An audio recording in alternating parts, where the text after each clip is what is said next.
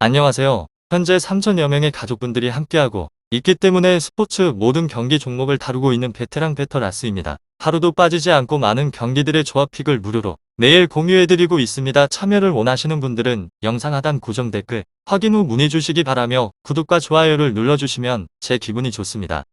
저는 스포츠 토토 및 동행복권 파워볼 정보방을 운영하고 있습니다. 모든 정보는 무료로 공유해드리고 있으니 부담 갖지 마시고 문의 주시기 바랍니다. 그럼 프리뷰 시작해보도록 하겠습니다. 슬로베니아 러시아 축구와 관련하여서 슬로베니아 팀은 몰타를 제압을 하고 난 다음에 3위로 올라섰습니다. 러시아 팀은 크로아티아에 뒤진 조 2위이긴 하지만 승점은 동일합니다. 슬로베니아는 슬로바키아를 조 4위로 내리고 3위로 점프를 하였으며 쉽지 않을 거라 보였던 몰타 원정 대승의 결과입니다. 팀의 에이스인 일리치치가 멀티골로 팀 공격을 이끌었고 스포라르와 베르비치 등이 그를 잘 지원을 했습니다.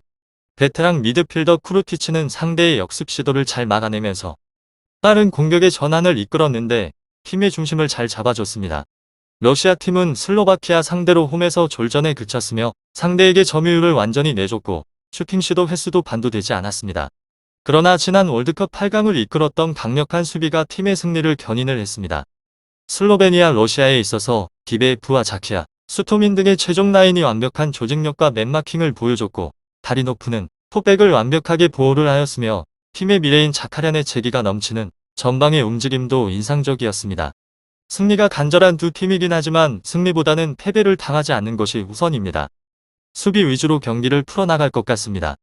승패에 있어서는 갈리지 않을 것을 예상해 볼 수 있는데 러시아 팀은 부상 중인 체리셰프와 제니트의 주바 등이 이번에 일정에 함께하지 않았기 때문에 공격진의 무게감이 떨어집니다. 원정에서 확실하게 수비적으로 경기에 나설 것으로 슬로베니아가 홈에서 일리치치와 스포라르 등 한방이 있는 선수들을 내보내고 상대 수비를 노리긴 하겠지만 빗장 수비를 벗겨내기는 어려워 보입니다.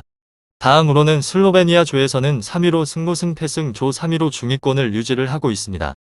대회 7경기 3승 1무 3패의 무난한 성적으로 사실 실질적인 경기력이 그리 좋은 상황은 아니며 최근에 최약체 몰타에 모두 승리를 했으나 강호 크로아티아에 0대3 기대 이상의 대패를 허용을 했습니다. 슬로베니아 러시아에 있어서 이전에도 키프러스의 패배 러시아와의 1차전에서도 패배를 하면서 그다지 좋은 저력을 보이지는 못하는 구도입니다. 에이스 일리치치의 최근의 폼이 좋긴 하지만 그의 편중된 공격의 전개가 강호 러시아에게 쉽게 통할 가능성을 높이 점치기는 힘든 형세입니다.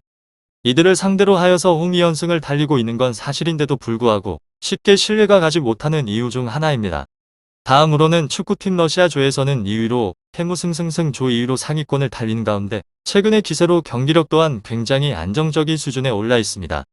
애초 지난 대회 7경기 5승으로 승률 자체가 높은데 특히나 최근에 강호 크로아티아에 상대 무승부 이어진 키프러스 몰타 슬로바키아와의 3연전서 모두 무실점 승리를 거뒀습니다. 최근에 4경기 무실점으로 5득점으로 안정적인 공수 균형을 유지를 하는 구도이기도 합니다. 상성면에서 원정 열세가 뚜렷했는데도 불구하고 최근에 양 팀에 갈리는 경기력 형세를 감안을 하였을 때 이들이 강한 대응 구도를 그릴 가능성은 확실히 높아 보이는 시점입니다. 다음으로 슬로베니아 러시아 슬로베니아 피파 랭킹은 64위로 주말 월드컵 유럽의 최종 예선 몰타 원정의 경기에서 0대4 대승을 거두고 3승 1무 3패로 H조 3위에 랭크가 됐습니다. 1위 크로아티아와의 승점 6점 차이로 2위 러시아와는 승점 6점 차이입니다. 조 1위가 본선에 직행을 하고 2위가 플레이오프 티켓을 얻는 만큼 슬로베니아전에서 이번 경기에 2위 러시아를 반드시 잡아야 하는 경기입니다. 앞으로 단 3경기만을 남겨놓고 있는데 이번에 10월 소집에서는 주축인 요시 밀리치체, 안드라츠 슈포라르 야스민 쿠르티치 미아 자이치 야카비와 벤자민 베르비치 페타르 스토야노비치 미아 메블리아 아랴즈 스트루나 양 오블락을 소집을 했습니다. 다만 주축인 로만 베아크렌의 크림 보얀 요키치 선수가 소집에서 제외된 점은 굉장히 아쉬운 요소로 남겨집니다. 다음으로는 러시아 팀인데 피파 랭킹은 37위인 곳으로 슬로바키아와의 홈에서 열린 경기에서 1대0 신승을 거뒀습니다. 이로 인해서 5승 1무 1패로 H조 2위에 랭크가 되었으며 1위 크로아티아와의 승점이 동률인 상황입니다. 이번에 경기 비기기만 하더라도 플레이오프 티켓을 확보를 하긴 하지만 본선 직행을 노리는 러시아로서는 이번 경기 승리를 노리겠다는 심산입니다. 이번 10월 소집에서 주축인 알렉산드르 골로빈 알렉세이 미란추크 알렉세이 이오노프 달레르 쿠지아에프 게오르기 지키아 이고르 디베에프 페두 푸드리아쇼프 줄레르메 마리나투르 소집이 된 상태로 그렇지만 아르템 주바, 마고메드 오즈도에프, 안톤 미란, 추크 마리오 페르난데스, 안드레이 세메노프 선수 등은 부상 등의 이유로 인해서 대표팀 승선에 오르지 못했습니다. 아무래도 대대적인 세대 교체 작업에 들어간 것으로 예상을 해볼 수 있으며 1.5군 가동이 불가피한 상태입니다. 슬로베니아, 러시아 축구 잘 알아보신 후에 좋은 결과 얻어보시길 바랍니다. 두 번째 경기는 에스토니아 대 웨일스 축구와 관련하여서 에스토니아는 벨라루스를 잡았으며 웨일스는 체코 원정 이후의 원정 연전입니다. 에스토니아는 기분 좋은 승리를 따냈으며 예선이 시작이 되고 줄곧 최하위에 머물렀고 승리가 없었는데 후반전 연속골로 벨라루스를 침몰시켰습니다.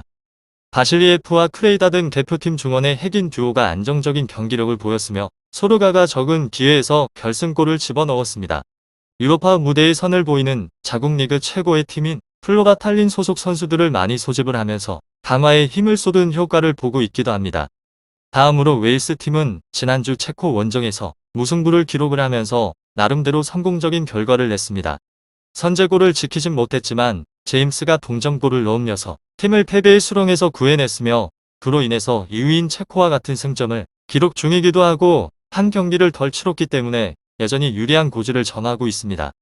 에스토니아 웨일스에 있어서 소속팀인 유벤투스에서는 부상 우려로 관리를 받고 있는데 국대에서는 몸을 던져서 경기에 임하는 에런 램지가 팀을 이끌고 있고 조 엘렌의 지원도 인상적입니다. 베일의 공백은 해리 윌슨과 키퍼 무어 등이 메워주고 있는 중입니다. 제가 생각을 하였을 때 웨일스의 승리를 보고 있으며 체코를 상대로도 원정에서 오히려 놓은 기회를 많이 만드는 등 원정 경기력도 그리 떨어지지 않습니다. 에스토니아도 홈에서 연승을 노리긴 하겠지만 에런 램지와 조엘런이 나설 상대 중원을 넘어서기 어렵고 폭발적인 스피드로 측면을 찢을 제임스 마크의 어려움을 느낄 것입니다. 암파드와 메팜 등 웨일스 최종 수비의 탄탄함도 승부를 가릴 요인이기도 합니다. 다음으로 에스토니아는 홈에서 벨라루스를 꺾고 첫 승을 신고 탈꼴찌에 성공을 했습니다. 이제 이번에 웨일즈전을 통해서 기세를 이어가야 하는데 지난달 원정 맞대결에서 0대0 무승부를 거두면서 선전을 하였던 좋은 기억도 있는 만큼 두 경기 연속 무실점의 수비 그리고 주력의 공격 라인인 아니에르 제너프 소르가를 활용을 한 역습을 기대를 해볼 만한 분위기입니다. 에스토니아 웨일스 하위권에 있으나 공격력만큼은 현재 꼴리진 않기 때문에 많은 실점을 허용을 했던 수비가 이번에 매치업에서도 안정감을 유지할 수 있느냐가 관건이 될 것으로 보입니다. 축구팀 웨일즈는 체코 원정에서 에이스 베일이 부상으로 이탈이 된 공격의 손실에도 불구하고 무승부로 선방 패배 위기를 넘기면서 4경기 연속으로 무패 행진으로 조에서 2위 체코와 득실 차로 3위를 달리고 있습니다. 앞으로 3경기가 남아있는 상태에서 이번에 에스토니아전을 잘 남기면 홈에서 벨라루스, 벨기에로 이어지는 2연전이기 때문에 반드시 잡는 결과를 만들어내는 것이 중요합니다. 베일의 공백으로 인해서 공격력 저하가 우려가 있다는 점이 변수이긴 하지만 지난 체코전에서 제임스를 무어와 함께 투톱으로 배치를 한 공격의 변화가 제법 먹여들었고 제임스가 동점골을 터뜨리는 등 좋은 활약을 했다는 점도 주목을 할 필요가 있어 보입니다. 에스토니아 웨일스 여기에 무상에서 돌아온 중원의 핵심인 램지가 체코전에서 선제골을 터뜨리면서 부활을 했다는 것도 고무적으로 홈에 비해서 원정에서 3백 안정감이 떨어지는 불안 요소가 변수이기도 합니다. 다음으로는 에스토니아 조에서는 4위를 자리를 하고 있으며 승패패 무승 조 4위에 처진 상황으로 다만 조 내 취약체라는 사실을 감안을 하게 된다면 분명 최근의 대응력은 상당히 보이는 구도입니다. 이번에 상대인 강호 웨일스 원정길에서 경기를 치렀는데 0대0 무실점 무승부를 따내는 기염을 토했는가 하면 직전의 일정에서는 홈 2점을 잡고 까다로운 벨라루스에 2대0 완승의 기록을 낸 곳입니다. 최근에 아주 안정적인 경기력을 유지하는 페이스로 특히나 최전방 뷰 아니에르 소르가 선수는 홈에서 그 발끝이 더욱 매서운 형세를 보이고 있습니다. 홈 2점을 잡고 더욱 뚜렷한 대응 구도를 형성을 할 것으로 보여지기도 합니다. 결장자는 따로 정보가 없으며 다음으로는 웨일스에 대해서 알아보도록 하겠습니다.